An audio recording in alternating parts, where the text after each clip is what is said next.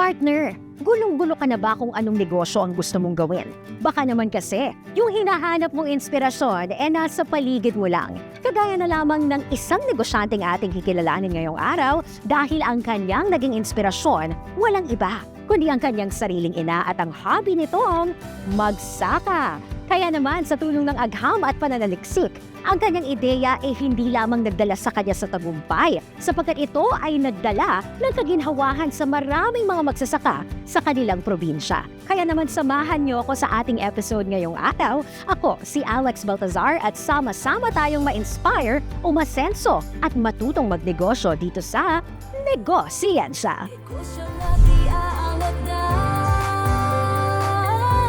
Produksyon ay mas bibilis na. Negosyo mo ay tiyak kang kita. Para sa buhay na sadyang kay gana. Dito yan sa Negosyensa.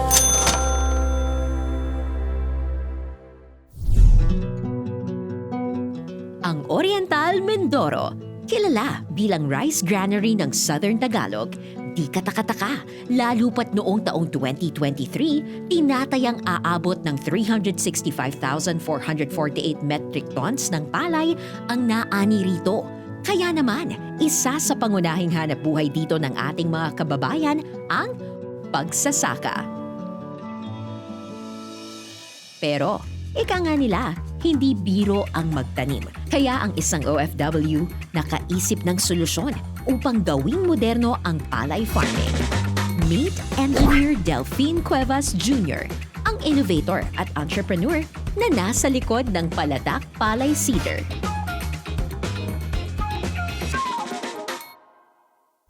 Partner, isa sa pinaka-labor-intensive na trabaho dito sa ating bansa ay ang pagtatanim. Kaya naman laking pasasalamat ng ating mga Pilipinong magsasaka dahil sa homegrown innovation ng walang iba, kundi si Engineer Delphine Cuevas Jr. na mapalad natin kasama ngayong araw, sir. Nice to meet you po. Nice to meet you. At maraming salamat dahil pinaunlakan mo kami. Siyempre, para kwentuhan mo kami, no? Ano nga ba itong Palatak Palay Seeder? At bakit gano'n na lamang yung pasasalamat ng ating mga magsasaka na nandiyan ka para ka daw superhero? Yeah, ang Palatak Palay Seeder ay isang makabagong kagamitan para sa ating mga magsasaka. Ito yung kagamitan na nakakapagpagaan sa kanilang pagsasaka. Kung sa transplanting, mano-manong nililipat ang punla mula sa seedbed. Sa Palatak Palay Seeder, direkta nang itinatanim ang binhi ng palay sa putik. Paano po gumagana ang Palatak Palay Seeder? So yung labor intensive before ng mga farmers natin na gumagamit sila ng 20 tao pa kada hektarya hanggang 30. Sa Palatak Palay Seeder, gumagamit na lang sila ng 2 tao para magawa ang isang hektarya. Paano kung dalawa na lang? Kasi po ito'y, ang seeder ay napakagaan at kayang hilahin ng 2 tao. Actually, kumisan 3 hectares pa rin po kung 2 hectares per day sa paggamit ng 3 tao. Bukod sa mas kakaunti na lamang ang kakailanganing tao sa pagtatanim, mas pinaikli na rin ang panahon ng pag-ani. Kung ikukumpara natin yung pagpupunla sa direct seeding, sa pagpupunla, so gagamitin nila doon, gagawin nila, ibababad, ilalagay sa soil, no? Ilalatag nila yon at iintayin nilang 12 days to 14 days para i-transfer. So dito, hindi na ganun. Kung yung time na maliles, direct seeding versus transplanting, meron ka dong at least mga kumbaga, 112 days yung maturity ng palay. Doon siguro mga 100 days lang maaani mo na yung palay mo. Kung may pasobra ka na 12 araw, ibig At po least, sabihin, oo. pwede mong ibenta ng mas maaga. Mas maaga. Mas maaga rin ang balik ng pera sa'yo. Tama. Sometimes kung ikaw naunang magtanim, mas mataas yung presyo mo.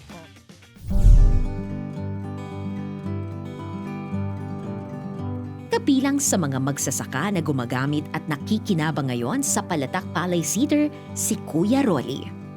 So 30 years na po kayo sa industriya ng pagsasaka. Apo. Okay. So ano po ba yung mga na-encounter ninyong challenges, no, sa 3 dekada na yon? Ang masasabi mo, ano yung pinaka-top concerns ng mga magsasakang kagaya mo? Labor po. Tsaka yung malang gastos po. Dati po ba nung wala kayong Palatak Palay Seeder, ano ang nagiging problema ng mga magsasaka? Tradition po talaga namin dito, sabog po. Sabog. Po. So, gaano karami seeds na nagagamit nyo nun? Nasa 160 kilos po. Dami po nun. Mga magkano gastos sa ganun pag bawa mamumuhunan ka ng 160 kg? 160 kilos po ay nasa 1.5 po, about 40 kilos. Okay. So, ngayon po, na meron na kayong Palatak Palay Seeder, mga ilang kilos na lang ho ng seeds ang nagagamit ninyo? 35 po. So, ang laki hong katipiran, magkano na lang nun bali ang inyong puhunan sa seeds pa lang nung meron na pong palatak? Opo, yung puhunan ko ay halos 1.6 na lang siguro, 1.7 versus yun nga, 4 na sako. 4 na 1.5. Dahil sa adjuster nito, kontrolado ang dami ng seeds na mailalagay sa lupa. Kaya ang resulta, mas uniform ang spacing at mas kaunti ang nasasayang na binhi. At pagdating naman sa manual transplanting, kung noon, aabot ng nasa halos 10 hanggang 12,000 piso ang nagagastos sa pagpunla sa bawat ektaryang palayan, ngayon, aabot na lamang ng nasa halos 2,000 piso. Nung una po, medyo takot po kami magamit kasi makabago nga. Hindi pa namin alam kung anong resulta.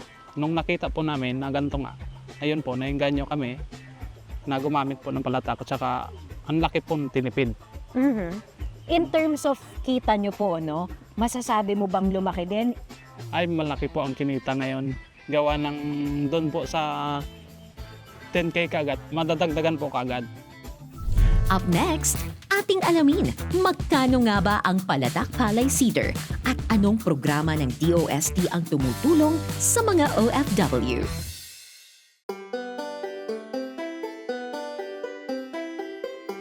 Ano ang ideal soil condition? So, kailangan po ba patag ang Kailangan. lupa? Kailangan ba ito ay medyo, basa? Ang kasi, usually gano'n naman talaga, ang kahit sa sabog tanim nila, yung broadcast nila, ay gano'n din ang ginagawa. So, preparation is key. Preparation is the key. Sa dami ng pakinabang na hatid ng Palatak Palay Seeder, maniniwala ba kayong nasa 55,000 pesos lang ito? Kung bang ang ating mga farmer ay mamumuhunan, no, ng 55,000, mga kailan yung projected period na ito ay kanilang ma-ROI o return of investment? Yun ang pinag-aralan namin kung talagang ROI agad. Sa 5 hektarya, kahit isang season, tapos na eh. Isang season na? Isang season lang. Kasi isipin mo kung 12,000 yung nila, di ba? So, papalagan natin 6 hectare, bayad na siya. Kung meron ka 6 hectares, bed na eh. At hindi mo lang 5 naman ito hectares. isang season magagamit? O hindi lang. Mga ilan ng Ay, maraming gano'ng season. katagal? So, sinabi nga ng 5 years yung Pero yung frame niya, abay, baka 15, 16 years, hindi naman nauubos eh. At kung medyo kapus pa ang ipon, maaari rin naman daw na umupa ng Palatak Palay Seeder. Now, I heard may isa kayong isinalang na working student dito na eventually naging pangkabuhayan din ho niya at ginamit niyang business model. Siya yung estudyante dito na isa sa mga nag-assemble ng aking ng module. Okay. Nagkaroon siya ng idea na magnegosyo using na Palatak. So actually binili niya yung unang Palatak niya na 2 at ipinarerentan niya yon sa magbubukid sa Pinamalayan.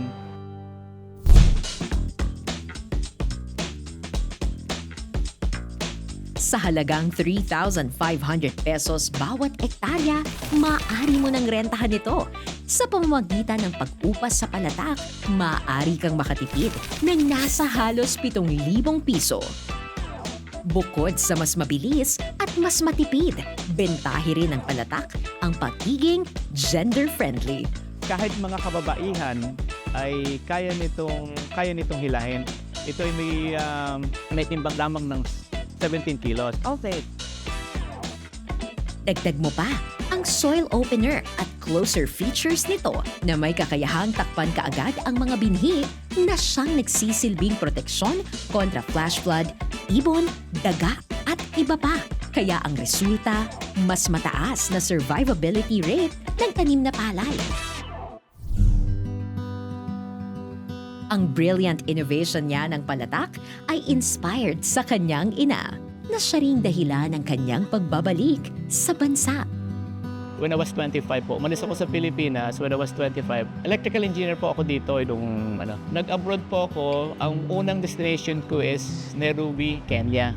Nagtrabaho po ako sa pipe mill. Nag-migrate kami ng asawa ko sa Canada when we're 1993. Umuwi ako dito when I was 57 dahil si inay ay nagkaroon na COVID at nakaligtas doon sa COVID. Pero kita ko yung hirap niya noon. At the same time, nung umuwi kami, ganun din yung farming. Ganun din pa rin ang klase ng pagpa-farm ng mga magbubukid. Kaya sinimulan niya ang pagbuo sa palatak na layuning makapagbigay ng simple, abot-kaya at farmer-friendly na makinarya sa mga magsasaka. Wala naman akong ginagawa, meron naman akong technology na alam. So I bought my 3D printer. So bumili ko, nag-drawing ako, binalik ko yung dati, and then yun, nag-start ako doon sa module na naka-set up na before. Kinausap ko yung farmer na sila yung tutulungan niya ako, paano ba pagsaka? Hindi ako magsasaka eh. Up next, sabay-sabay nating alamin anong programa ng Department of Science and Technology ang nakatulong kay Engineer Delphine upang ang kanyang palatak ay higit na makilala at magamit ng maraming Pilipino.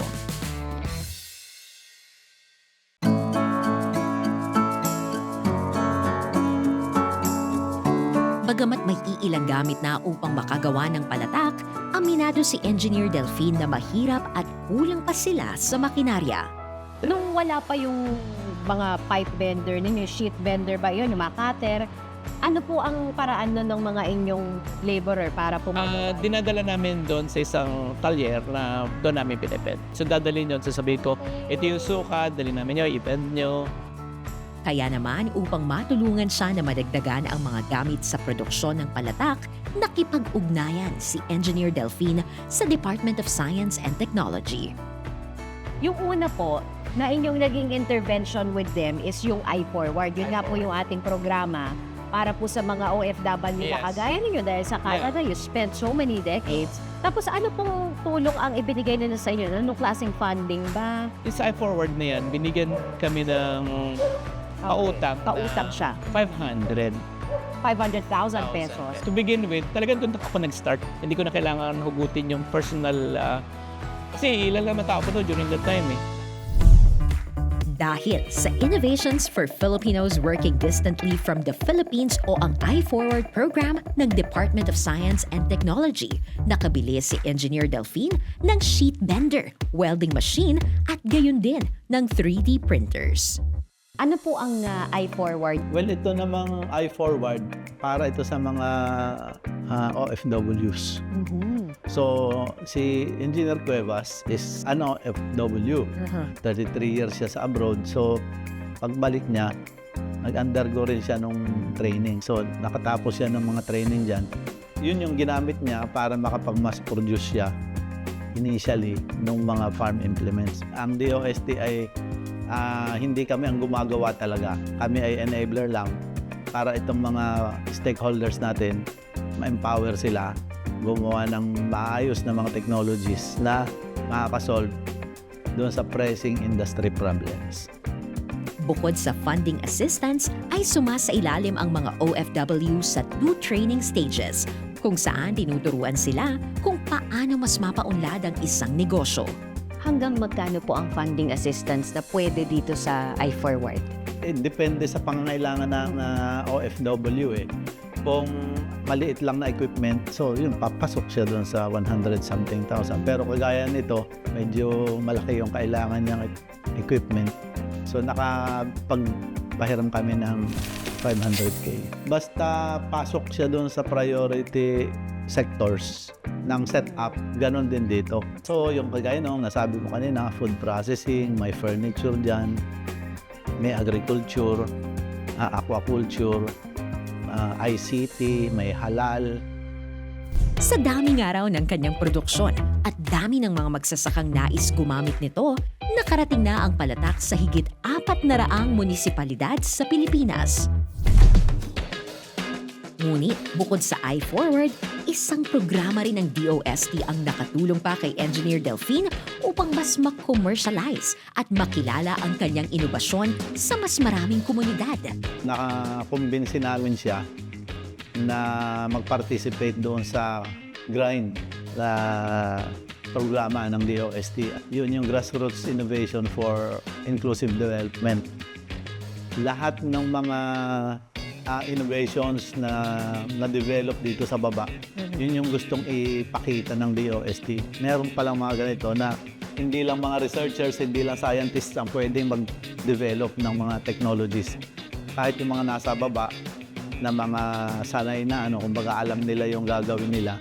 So nakakapag-devise sila, nakakapag-develop ng mga ganitong technology. So yun yung pinopromote natin. Sa mga kababayan mo natin, no, especially sa mga taga-Oriental Mindoro o kaya sa mga OFW na interesado po na lumapit sa DOST para sa tulong, paano po at saan sila pwedeng lumapit? Ang iForward po ay ma-avail po ninyo sa mga DOST provincial offices. Doon lang po kayo pupunta. Or sa regional offices din ng DOST. Bawat probinsya po ay meron tayo. Usually, naka-station po sila sa capital towns.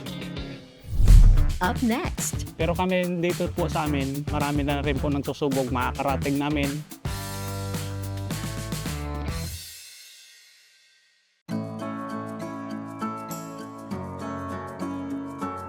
bukod sa mga magsasaka, oportunidad din ang hatid ng palatak sa mga residente ng Oriental Mindoro. So ilan po sa ngayon ang total ninyong empleyado dito sa farm? We have 19 kasama ang staff. We have 3 staff and then yung the rest po ay production worker. Marami na rin po kayong mga estudyanteng natulungan because paano po ba nagiging sistema? I heard marami rin kayong mga working students. Meron kaming 15 student na pumupunta na nag-assemble ng mga module. So meron silang 2 araw sa isang linggo. So nag-alternate sila, hindi naman araw-araw. Meron na silang 2 days para lahat ay meron. Okay. So, pambaon, baga. Dahil sa di matatawarang kontribusyon nito sa pagpapabuti ng farming practices sa ating bansa, iba't ibang parangal na rin ang natanggap ni Engineer Cuevas. Kabilang narito ang kauna-unahang Presidential Philippine Award mula sa Department of Economy, Planning and Development o DepDev. At ang katatapos lang na 2026 National Invention Contest and Exhibit o NICE, kung saan pinarangalan sa ilalim ng Outstanding Industrial Design category. So sir, overall, kumusta ang partnership with the Department of Science and Technology?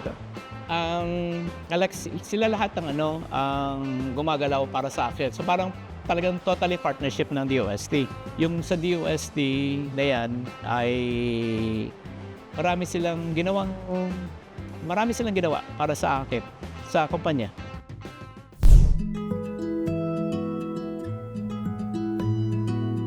Kumusta ang feedback po ng marami sa ating mga kababayang magsasaka dito po sa inyong probinsya? Kami dito po sa amin, marami na rin po nagsusubog, makakarating namin, nagsusubok na rin po. Naiinganyo rin sila. Saan po nila ito pwedeng ma-avail yung Palatak Palay Seeder? May Facebook page po kami, yung Aling Tinang Bukid. Oo, meron din, doon din po yung messenger namin. Meron din pong phone number doon, pwede nyo tawagan. Kahit kung nasaan sulok kayo ng bansa, madadala ho ito.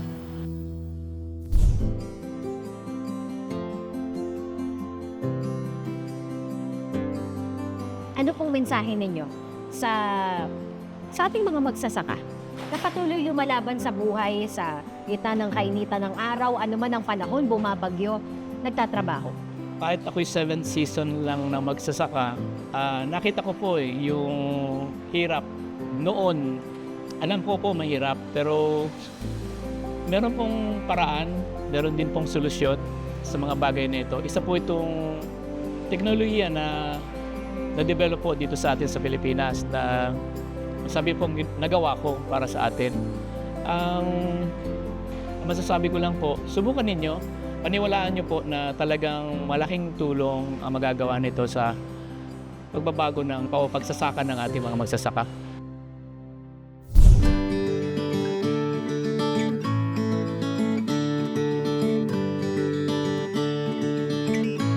Patunay si Engineer Delphine na ang isang ideya o inspirasyon madalas nakikita rin natin sa ating kapaligiran, mula sa komunidad at minsan nga sa sarili pa nating pamilya. Isa itong testamento na marami tayong mga partner na kayang mag-imbento at gawin itong negosyo.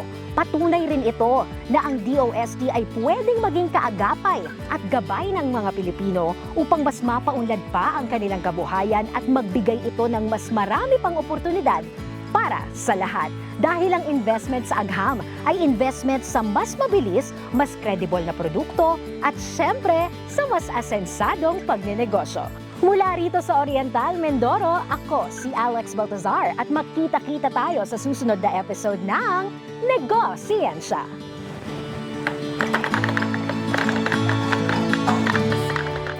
Ang teknolohiya, negosyo mo'y kikita. Industriya'y arangkada, buhay mo ay gaganda. Sa Agham at teknolohiya, negosyo natin aangat na. Sikreto ay aalamin, mga inobasyon palalaguin natin.